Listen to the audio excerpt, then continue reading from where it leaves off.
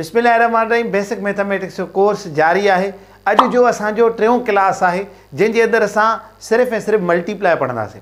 हाणे मल्टीप्लाई हिकिड़ो अहम टॉपिक है जेको असांजी डेली लाइफ में ऐं बेसिक क्लासनि में असांखे कमु ईंदो आहे।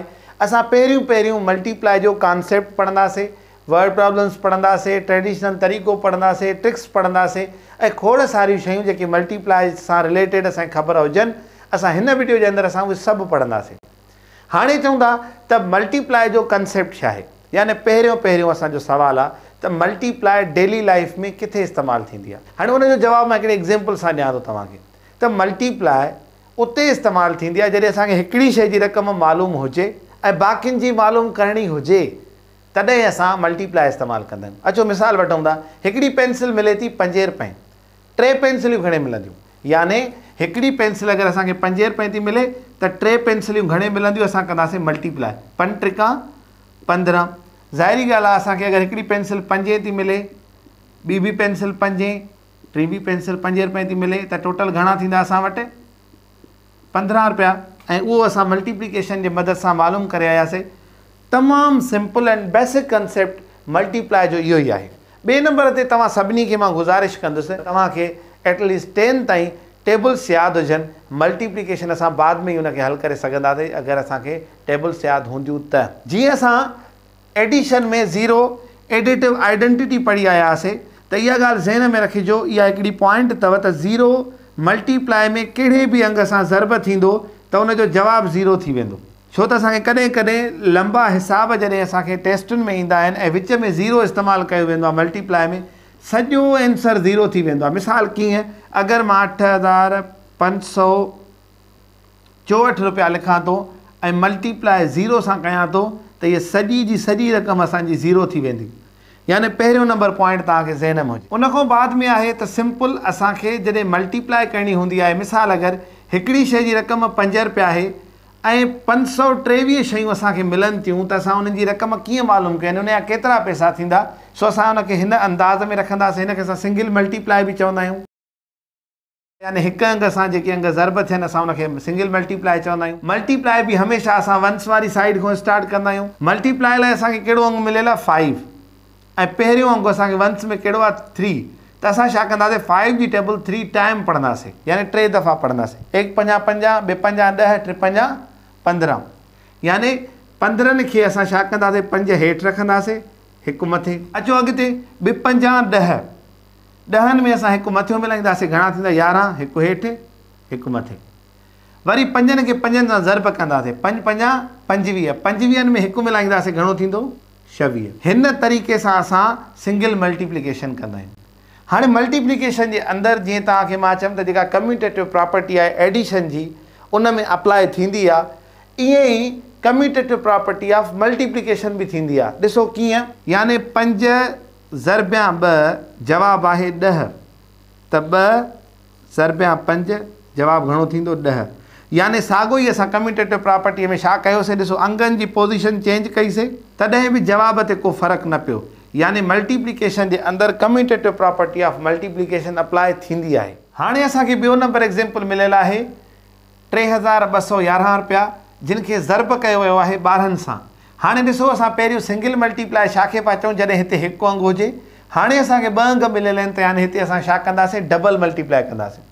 डबल मल्टीप्लाई जो असूल आहे त जीअं असां हिते वंस खां स्टार्ट कयूं पिया, ईअं ई असां पहिरियों कहिड़े अंग जी टेबल पढ़ंदासीं, पहिरियों वंस वारे साइड वारे जी पढ़ंदासीं, यानी 2 जी टेबल पहिरियों उन्हनि सभिनि ते पढ़ी वेंदासीं। अचो 2 1 2, यानी 1 2 2, 1 2 2, 2 2 4, यानी 2 2 4। अंग्रेज़ीअ में टेबलियूं पढ़ो या सिंधीअ में 2 टका 6, यानी पहिरें अंग जी असां टेबल पढ़ी वियासीं। हाणे असां डबल मल्टीप्लाई में छा कंदासीं, वंस जे हेठों मल्टीप्लाई जी निशानी ॾींदासीं। मां तव्हांखे ॿुधाए छॾियां त 1 इज़ मल्टीप्लिकेटिव आइडेंटिटी, यानी जीअं असां ज़ीरो एडिटिव आइडेंटिटी हो, यानी ज़ीरो कंहिंसां बि एड थींदो त उन ते कोई बि फ़र्क़ु न पवंदो, ईअं ई 1 इज़ मल्टीप्लिकेटिव आइडेंटिटी, यानी 1 जंहिंसां बि ज़र्ब थींदो आहे मल्टीप्लिकेशन में यानी मल्टीप्लाई में ज़र्ब में, उन अंग ते कोई बि इम्पैक्ट न आहे विझंदो। यानी इन मां वाज़िह थियो त हिकु कहिड़े बि अंग सां ज़र्ब थिए उहो अंग साॻियो ई ईंदो, 1 चौंक 4 ई थींदो आहे, यानी उन ते कोई बि फ़र्क़ु न आहे पवंदो, यानी 1 चौंक 4 साॻा ई 4 रहंदा आहिनि।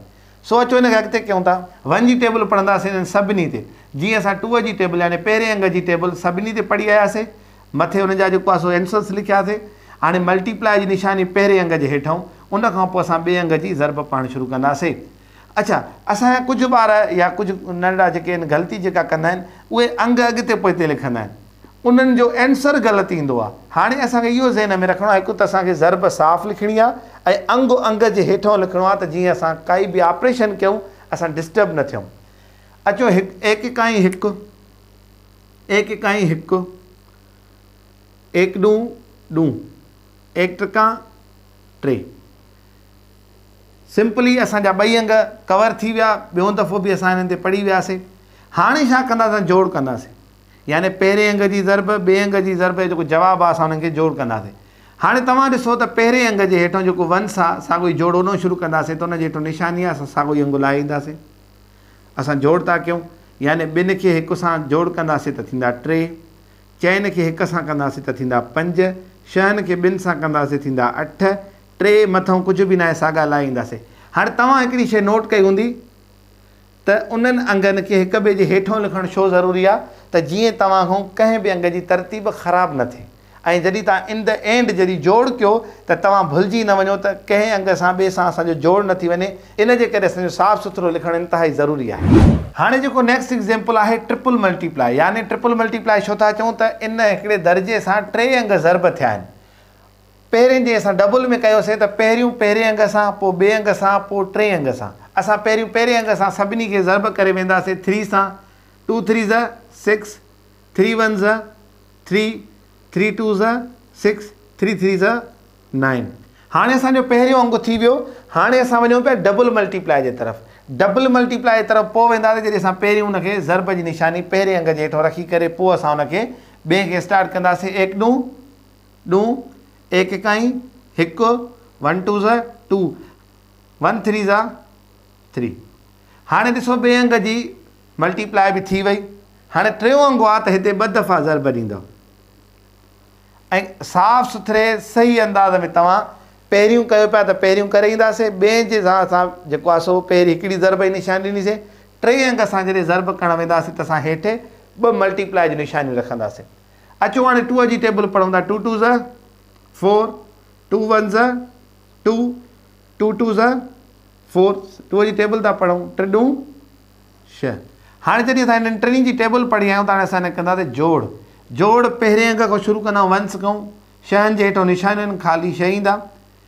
3 खां पोइ 2 जोड़ कंदासीं 5, वरी निशानी आहे साॻा ई 5 थींदा। हाणे घणा थींदा, 6 1 7, 7 4 11। असां हिकु हेठि रखंदासीं, वरी हिकु मथे। 9 1 10, 10 2 12, 12 में 2 मिलाईंदासीं 14।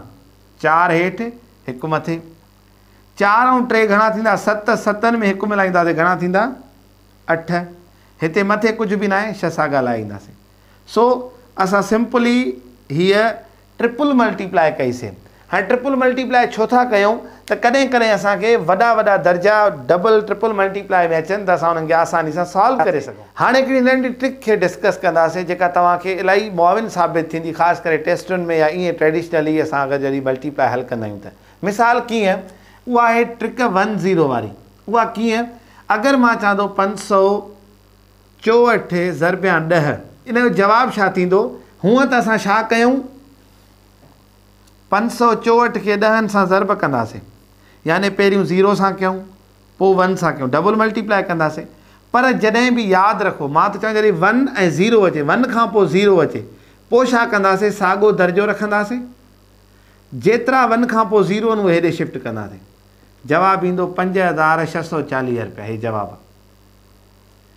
इनखे तव्हां डबल मल्टीप्लाई कंदो, पहिरियों 0 खे 4 सां कयो त 0, वरी 6 सां कयो त 0, वरी 5 सां कयो त 0। मां तव्हांखे पहिरियों ॿुधायुमि त 0 जंहिंसां बि ज़रब थिए हुनखे 0 करे छॾींदो आहे। पोइ डबल मल्टीप्लाई जी निशानी जो 1 चौंक 4, 1 छक्का 6, 1 पंजा 5।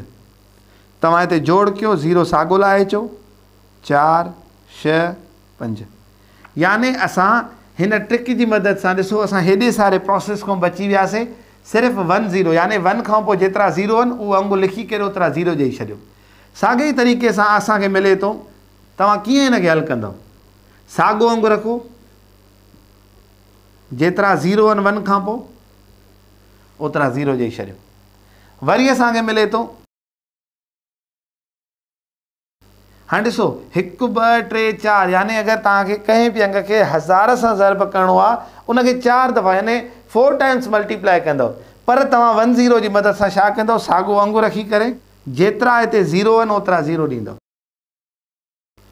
सो ही हिकिड़ी सिंपल ट्रिक आहे। अगरि तव्हांखे कॾहिं बि 1 0 जे हिसाब सां के अंग मिलनि था उन्हनि खे हिन तरीक़े खां हटी करे तव्हां हिननि खे हल करे सघो था। पर अगरि हिते तव्हांखे 600 था अचनि, 60 थो अचे, 600 900 मतिलबु ॿियनि अंगनि खां पोइ 0 था अचनि, त पोइ तव्हां कोशिशि कंदव उनखे ट्रेडिशनली हल कंदव।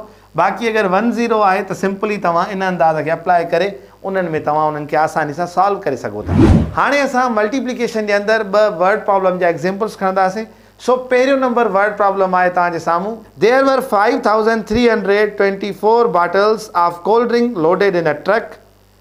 चए थो त हिकु ट्रक जे अंदरि 5324 बोतलूं लोड कयूं आहिनि। How many bottles will be loaded in 132 trucks. 132 ट्रकनि में केतिरियूं बोतलूं लोड कयूं वेंदियूं।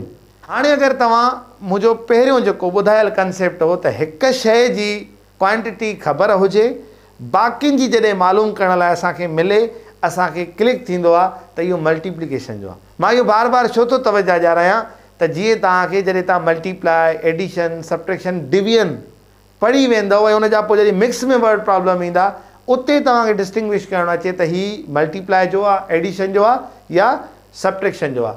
सो once again I am going to repeat that त जॾहिं हिकु शइ जी रक़म मालूम हुजे या क्वांटिटी मालूम हुजे त बाक़ियुनि जी मालूम करण लाइ असां मल्टीप्लाई इस्तेमालु कंदा आहियूं। सो हिते बि उहो ई चकर आहे। हाणे हिकु ट्रक जे अंदरि जेके बोतलूं आहिनि उहे 5324 आहिनि ऐं 132 ट्रकनि में केतिरियूं बोतलूं लोड थींदियूं, असां उहो मालूम करण लाइ सिंपली हिते ट्रिपल मल्टीप्लाई कंदासीं, जेको असां पहिरियों सिखी आया आहियूं। त पहिरियों 2 जी टेबल, पोइ 3 जी, पोइ 1 जी तरतीबार पढ़ंदासीं। पहिरियों 2 जी था पढ़ूं, 2 4 8, 2 2 4, 2 3 6, 2 5 10, यानी 2 जी टेबल पढ़ीसीं। अच्छा, हाणे जॾहिं ॿिए अंग जी मल्टीप्लाई पढ़णु वेंदासीं त असां छा कंदासीं, पहिरें अंग जे हेठां ज़र्ब ॾींदासीं। 3 चौंक 12, हिकु मथे, 2 टिका 6 ऐं 1 7, 3 टिका 9, 5 टिका 15। हाणे असां ॿिए अंग जी बि मल्टीप्लाई पढ़ी वियासीं। हाणे असां ईंदासीं आख़िरी 3 अंग जी, यानी ट्रिपल मल्टीप्लाई करण था वञूं त असां हेठि 2 मल्टीप्लाई जूं निशानियूं एज़ इट इज़ 1 सेंटेंस जे हेठां ॾींदासीं।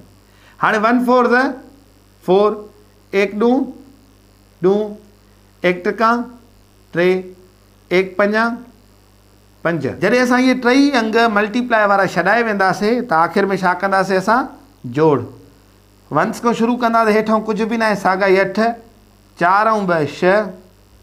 हाणे 6 ऐं 7 13, 13 ऐं 4 17, हिकु मथे, 9 ऐं 1 थींदो 10, 10 में 2 मिलाईंदासीं थींदा 12, हिकु मथे, 5 ऐं 3 8, 8 ऐं 1 9, वरी जेको मथे हिकु आहे उनखे एड कंदासीं थींदो 10, यानी 0 हेठि हिकु मथे। 5 ऐं 1 घणा थींदा 6, जेको हिकु मथां आहे उनखे बि एड कंदा थींदा 7, यानी असां हिन खे लिखंदासीं त 762,768 बोतलूं जेको आहिनि 132 ट्रकनि में लोड थी सघनि थियूं। सो इहो असांजो हुयो इन वर्ड प्रॉब्लम जो जवाबु। हाणे हलूं था ॿियो नंबर वर्ड प्रॉब्लम पढ़णु। ॿियो नंबर एग्ज़ाम्पल साम्हूं आहे असांजे त there R 630 students in A school. हिकु स्कूल में 630 शागिर्द आहिनि। Each student pays 1200 as monthly fees. How much fees is collected by the school in a month. चए थो हिकिड़े स्कूल में 630 ॿार पढ़नि था ऐं हिकु ॿारु अगरि 1200 रुपया फीस ॾिए थो, ॿुधायो त 630 ॿारनि जी घणी फीस कलेक्ट थींदी। हाणे हिन में बि साॻियो कॉन्सेप्ट हुयो त हिकु ॿार जी जेका रक़म आहे उहा ख़बर आहे ऐं बाक़ी ॿारनि जी रक़म मालूम करणी आहे। इन शइ मां असां अंदाज़ो लॻायोसीं त असांखे ही मल्टीप्लिकेशन जो हिसाबु मिलियल आहे। सो असां हिन जी ट्रिपल मल्टीप्लिकेशन कंदासीं। पहिरें अंग सां सभिनी खे ज़र्ब, पोइ ॿिए सां, पोइ टे सां। पहिरियों 0 आहे, ज़ाहिरी ॻाल्हि आहे सभु 0 थी वेंदा। हाणे जेतिरा मथे अंग हुया असां ओतिरा 0 करे छॾियासीं, छो त असांखे ख़बर आहे त 0 कंहिंसां बि ज़र्ब थींदो साॻियो ई 0 ईंदो। उन खां पोइ मल्टीप्लाई जी निशानी जी 3 खे 0 सां ज़र्ब कंदासीं 0, 3 खे 0 सां ज़र्ब कंदासीं 0, 3 खे 2 सां ज़र्ब कंदासीं 6, 3 खे 1 सां ज़र्ब कंदासीं 3। वरी हाणे पहिरियों अंगु थी वियो, ॿियो हाणे टियों अंगु आहे त ज़ाहिरी ॻाल्हि आहे असां आख़िर में 2 मल्टीप्लाई जी निशानी ॾींदासीं। हाणे 6 जी टेबल पढ़ंदासीं। 6 जी टेबल जॾहिं 0 ते पढ़ंदासीं त 0, वरी 0 ते त साॻियो ई 0। 6 जी टेबल जॾहिं 2 ते पढ़ंदासीं थींदा 12, 1 मथे। 6 जी टेबल 1 ते पढ़ंदासीं थींदा 6, 1 मिलाईंदासीं 7। इन द लास्ट वरी असां जोड़ कंदासीं 0 0 0, वापसि 6 लाइ ईंदासीं, 3 ऐं 2 5 ऐं 7। हाणे 756,000 रुपया 630 ॼणनि जी फीस थी थिए उन स्कूल खे। तव्हां ॾिठो हूंदो त हिन मल्टीप्लाई जे अंदरि असांखे टेबल्स जो अचणु इंतिहाई ज़रूरी आहे। यानी तव्हांखे टेबल्स वरी बि मां चवंदुसि, गुज़ारिश कंदुसि त टेबल्स यादि हुजनि, उन खां बाद में ई तव्हां मल्टीप्लाई जा हिसाब करे सघंदव। तव्हांजे साम्हूं ॿ वर्ड प्रॉब्लम आहिनि मल्टीप्लिकेशन जा, इन्हनि खे पढ़ो, सम्झो ऐं हल कयो। इनशाला वरी मिलंदासीं हिकु नई क्लास सां गॾु। तेसिताईं गॾु जो सिंधी थाट सां। अस्सलाम वालेकुम वरहमतुल्लाह।